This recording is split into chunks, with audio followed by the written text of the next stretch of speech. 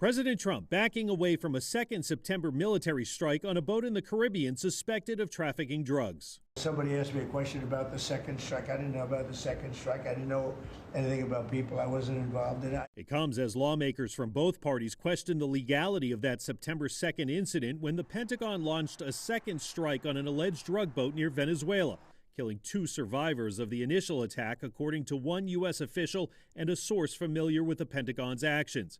Defense Secretary Pete Hegseth says he watched the first strike live, then left the room, claiming Admiral Frank Bradley gave the order. A couple of hours later, I learned that commander had made which he had the complete authority to do, and by the way, Admiral Bradley made the correct decision to ultimately sink the boat and eliminate the threat.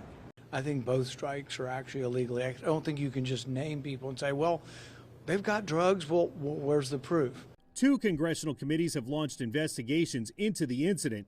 Lawmakers are questioning whether it constitutes a war crime, and if so, who's responsible. Hegseth initially said all of these stories were false, to then 2 days later saying, well, they're not false, but it wasn't me.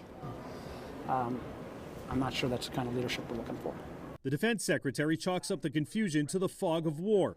President Trump insists U.S. strikes on suspected drug smugglers will continue. I want those boats taken out, and if we have to, we'll attack on land also. Admiral Bradley is expected to speak to lawmakers this week. Chris Pallone, NBC News.